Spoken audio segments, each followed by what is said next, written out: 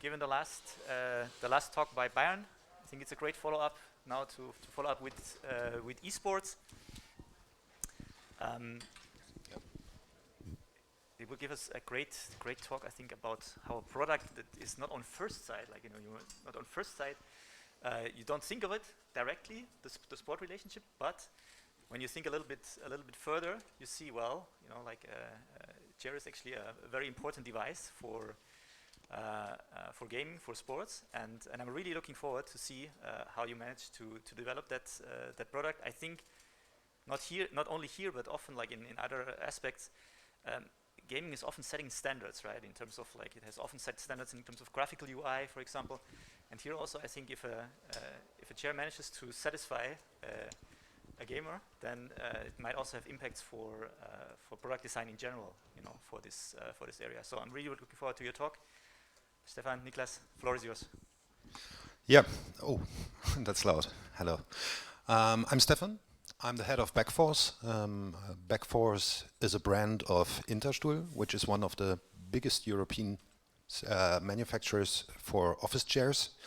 So something that we always hear on gaming chairs is they're not ergonomic and stuff, because 90% come out of the same factory in China, and we produce in Germany, which is quite a different take, and it's a family-run business.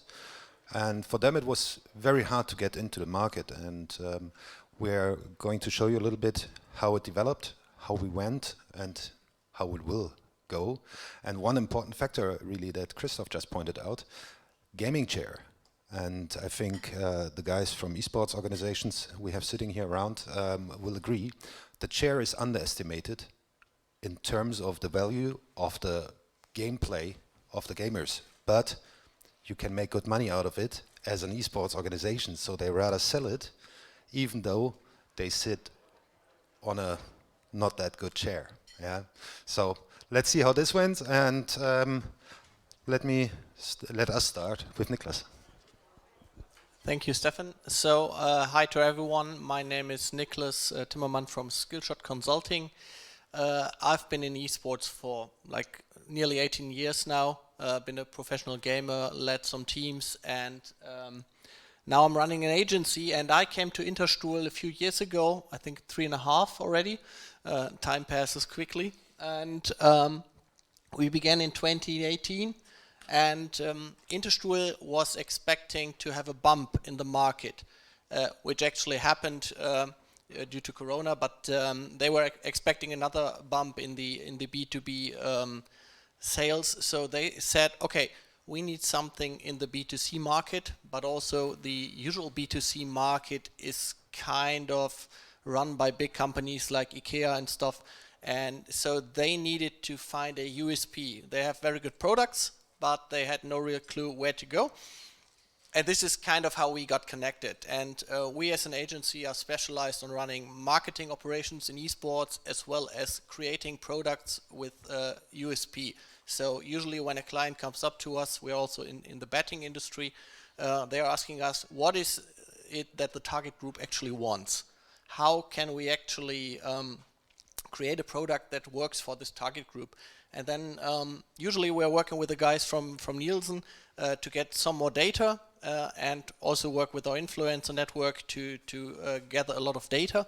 And then we're looking, how can we improve a market? And since we're all gamers, the first thing we saw was this product we're having as a gaming chair at this point from China is simply not working. It's simply not good for sitting. And this is where we said, okay, how can we do things better? And we had 4 main challenges that we needed to face. One of the easiest challenges actually, and you maybe saw it on the product already, was the product itself. Because when you buy a chair from China, it is produced for under 80 euros. So the quality is very, very poor. So there's little ergonomics, there's literally no quality in seating, and after like 2 to 3 years you can just throw it in the bin because it's simply it's dissolving. It's really dissolving. Like the filling of the chair is actually crumbling out.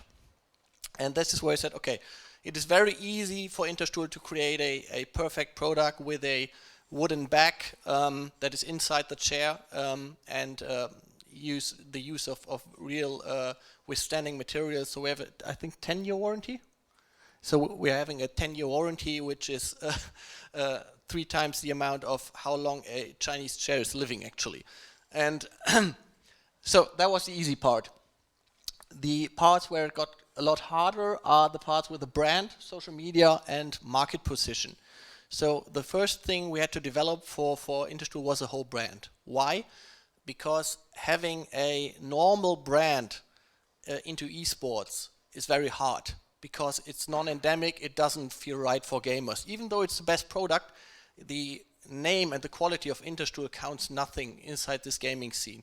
So what you need to do is create a whole new brand, and this brand is actually then creating a whole new story on what is its purpose, what are the main perks for it, what it doesn't do, which is quite important because gamers really love brands that give a clear picture. So if you're kind of a Teflon brand, you're not getting this far in gaming or esports, which is, since esports is a part of gaming, you kind of sell to the same target group.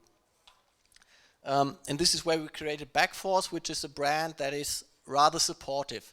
So if you're checking out the other brands on the market, all the brands are aggressive. Every gaming brand is aggressive. It's all about overpowering, fighting the others, and less about having a brand that is really supporting a player.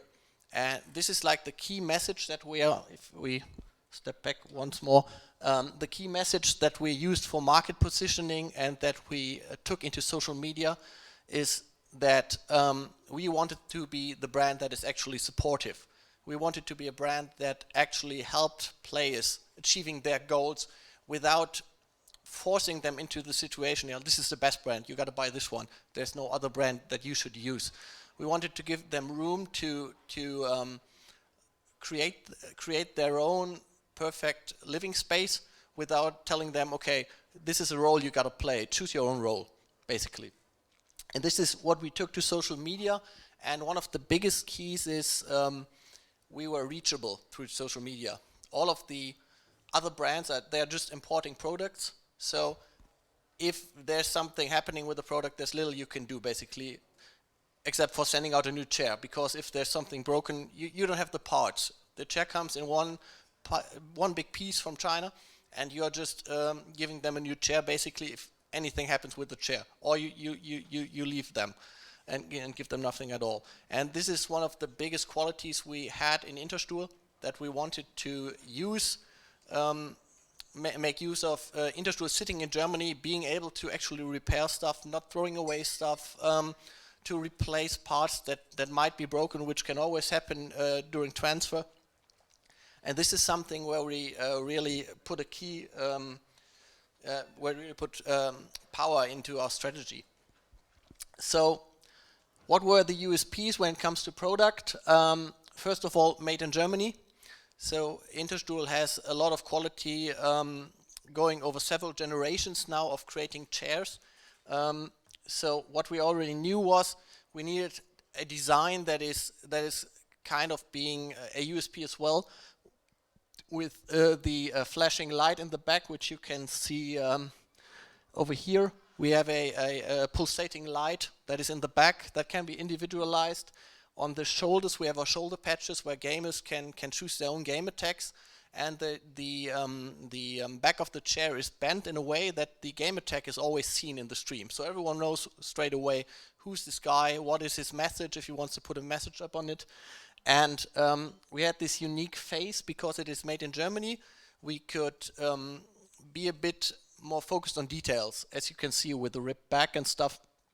And one really important thing that we found out by talking to the professional teams we are related to was we have the handrest. And if you're talking to Counter-Strike players, they're basically sitting in front of the screen like this. So a Counter-Strike player is really sitting close to the screen because he's reacting to every small change in the movements on his screen. So he needs to be really close. But your armrest is really annoying at that point. And if you have a regular gaming chair, the usual armrest is fixed with really this long screws. So you basically need to unscrew this whole thing and put it away, because it is very limited in how you can position it up and down, and you can't position it backwards or forward. So what we developed is a armrest that can be just taken away by clicking a button, and it just falls to the back. So this was really a key argument for a lot of gamers in the shooter scene, that said, hey, this is really nice. I can just put it away, and when I want to sit normal, watch a movie or whatever, I'll just put it back up again. So the development of those USPs was a key part of the success of the chair now, because this chair is not available at the point of sale. This chair is only available at, I think, one partner, isn't it? One partner in the internet, but only directly at Interstuhl. So and only in the GAS region, so GSA region, and this is something that actually sounds like, oh, there will be little success, but there isn't, and I think Stefan is going to tell you a bit more about it. So here we can see the shoulder patches I talked about, and this is the classical product haptics and visions we use, like using the sync mechanic, which is something that is not that cheap and not that common on gaming chairs, but very, very common for regular office chairs. So we said, hey, a lot of our consumers will use this as an office chair as well, and this is what happens now. During COVID, a lot of customers came from the classical office approach. They want to use it just for home office, because it isn't so gamified in the optics. It's rather a bit, you can see it's a gaming chair, but it's not necessarily a gaming chair if you choose the right colors. You can have this whole thing in orange as well, but this is rather for gamers. And we were always going out with, this is the quality you don't get at anyone else. And this is the key message we've had for like 2.5 years now, and which led to a immense growth. And I guess this is the part where Stefan will tell you a bit about the brand and the growth. Yeah, something on the price and the quality. I mean, it's quite easy to understand. If you sell directly, you have less people earning money inside. Normal brands, they send from China. Even those other 2 German chair manufacturers we have as competitors, they are not producing their own chairs. They're giving it to other manufacturers in Germany. So there's a second one involved already, who wants to have 30, 40, 50%, whatever, and that price goes on top. So in comparison, we are offering a product which would normally run, when you go to media market, at least for 1,000 euros. Yeah. Oh, sorry. Yeah, I'm too big for the screen, sorry. And this was also one of the key success factors, to do it really only with direct sales. Because if you take in the distributor, if you take in the reseller, they all want a 30, 40% charge. Just add it, you know what price comes up. It's about 1,000 euros, which is exactly what all the other German manufacturers want on their price. So yeah, what we did is we wanted to go with all the stuff we had to offer for esports also to the gamer scene. And Interstuhl had the problem, that's where I came in, that, and also Niklas with Skillshot, that they didn't know anything about gaming. The first months I was there, it was really like I'm an alien, because I'm playing Counter-Strike and stuff, and oh, what is this? Does it hurt? We needed to show really that this chair can help people to play better, but in the amateur scene you won't get that much effect. It's more about the professional scene. So we were using the professional players to first present it, and then go a step back and go for the amateur scene and show people with influencers, with other people that wanted to have the chair, to show you can personalize it. People love it. They can have their name on their shoulders. It's such an easy thing to do, and that was one of the key success factors. And to show them you can actually have a chair from Germany which you can buy at a fair, decent price. of course, it's more expensive than the stuff you get from other manufacturers, but you have, in the end, a better product. And if you count it down, like normal chair, at the moment they're all rising in the prices because of steel and wood mainly. So they're like 400, 450 euros, and they give you 2-year warranty. We take 499 for the cheapest chair we offer, and you get a 10-year warranty. Just calculate per year, and then we're the cheapest there is. Not in the main price, of course.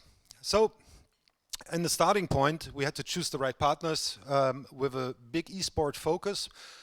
We partnered up at that time with Big and Schalke when they had the LEC spot. And we're doing in the League of Legends game in the highest league that is possible. Then we had these partner teams. They were also involved in the process, like with the fold-away armrests, with the patches, with the light in the back, so that you can put your own logo just by using a printer. And everybody knows, maybe some kids might know still overhead projectors.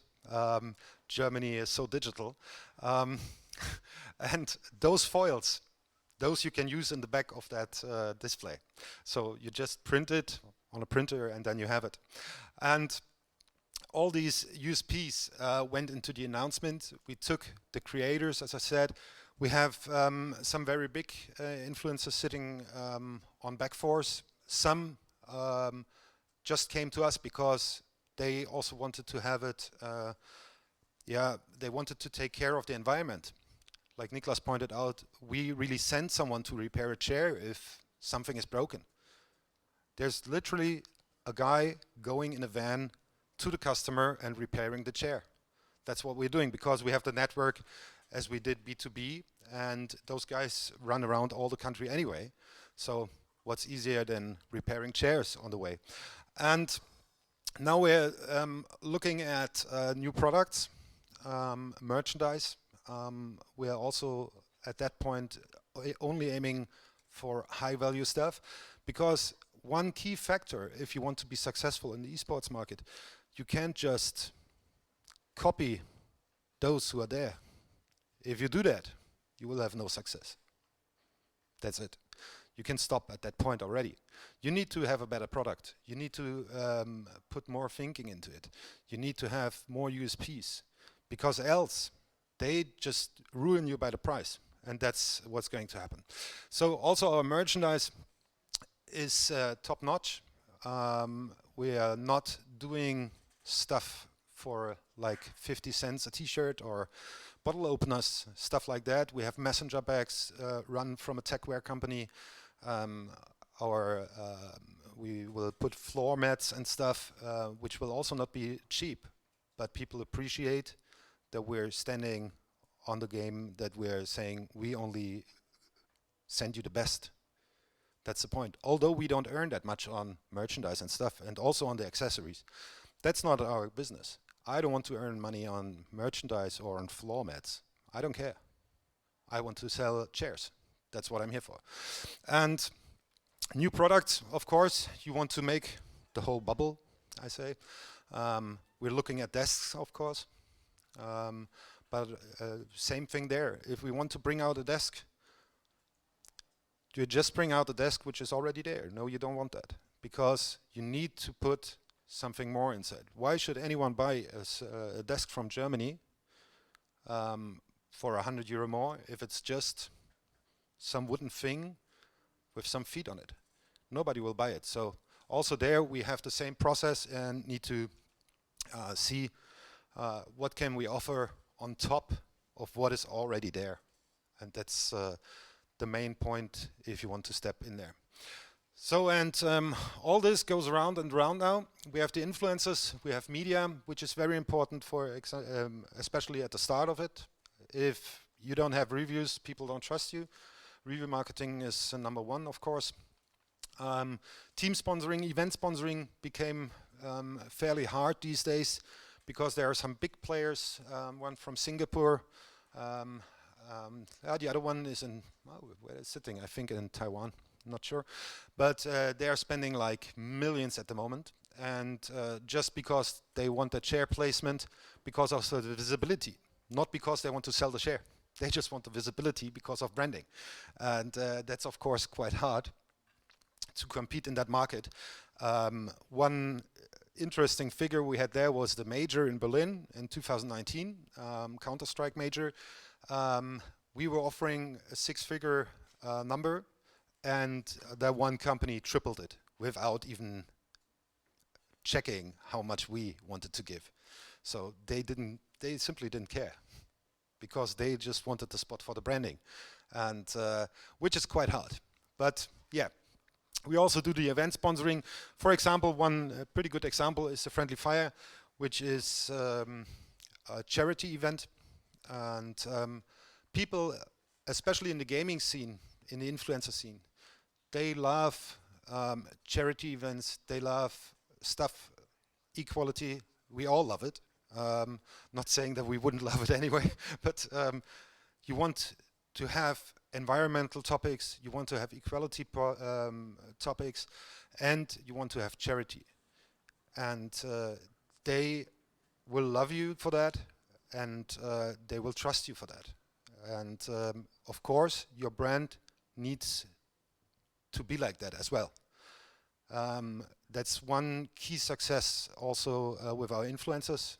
Anywhere you look, there will be no shady guy sitting on a Backforce if we supply that person. We never supply someone like that. Yeah, we would never work together with, like, let's take the most known Montana Black. We would never work together with him. We have been asked for a fair price, but no, thank you. That's not what we're doing. So the like to follower ratio is quite an interesting factor here on our social media. As you can see, we have a really good percentage on those figures. Is there something? No, exactly. So we are in some points really on all channels. If you check with the other brands that are there for like 5 years or something, we really exceed them after 2 years. And especially on the comment to follower ratio, people really interact. That's what Niklas also pointed out before. We really like to interact with them. That's very important, because if you don't interact with them, you can't understand them. That's the main factor. And that's one of the most common mistakes of all companies that want to go into gaming and esports. They don't understand them, and they don't try to understand them most of the times. Yeah, I think we are now open for some questions, if you have any. Else, just hit us up on the lunch break and ask us. Perfect. Thank you very much, Stefan and Niklas. So the floor is open for any questions you might have.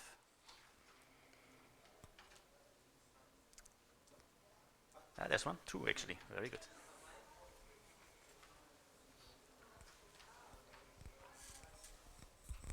So I like the reverse engineering, to be honest, like going from the brand and back to the product.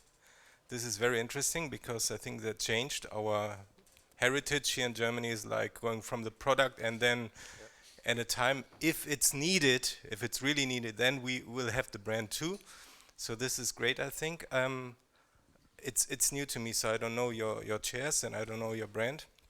I'm not a gamer, I just have a Nintendo Switch, which I play with my kids, but I think it's very interesting. I had a look on the Interstuhl webpage, which is very conservative, let's say, and which is not representing your brand. And then through some clicks I got to another page. So is this a problem for you, like dealing with both worlds? No, in fact not. We actually gain from it, because we can, like, the main argument for people saying don't buy a gaming chair, because they are not ergonomic. And we have 50 years of experience in office chairs. The separation is done really clearly because in the first time we didn't even wanted interaction with Interstuhl. People shouldn't know it is Interstuhl. We took it later on, so like half a year after the launch, then we said, hey, by the way, Interstuhl is the main company and we know how these chairs work, especially when the review marketing kicked in. But before, we really wanted to have a clear structure that we are not Interstuhl and we don't work the same. It's really different. It's quite hard for my colleagues at Interstuhl. I don't care what they say. I'm sorry, because they don't know.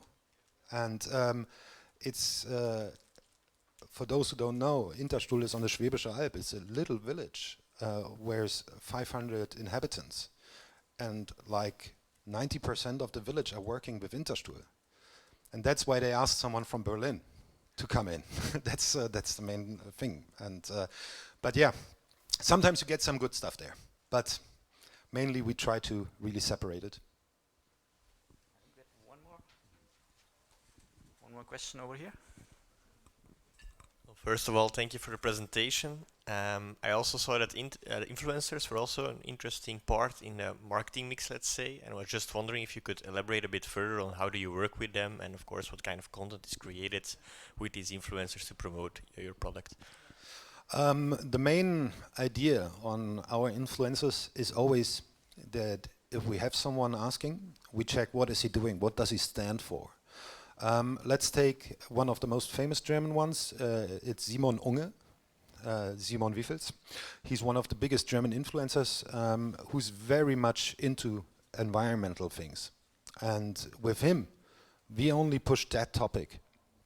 We're not doing anything else with him. We're not pretending it's the best gaming chair. It might be the best gaming chair. I think so. But in the end, it depends on the person who sits on it. But environment, you can't discuss that. Either you are environmental or you're not, and we are. And this topic is clearly only done with him, and we have others where we present other stuff. For example, Gamer Legion, one of our partners, is here today also, and Big. They are doing the esport and the player thing and the gaming thing. That topic is pushed by them. But else, we're always only focusing on one point on each influencer. With them, we do like raffles. We just designed a chair with one of them, with the community, and they could say which colors should step in and stuff. So, yeah, that's mainly the things we do with the influencers. We're not doing like the broad thing and everybody does the same. I think that's not really leading to the goal. Perfect. But happy to talk later, just saying. Well, thank you very much, Stefan, Niklas. I think we have the roundtable discussion, so I think there's going to be maybe some interesting questions following up on this nice presentation. Thank you very much.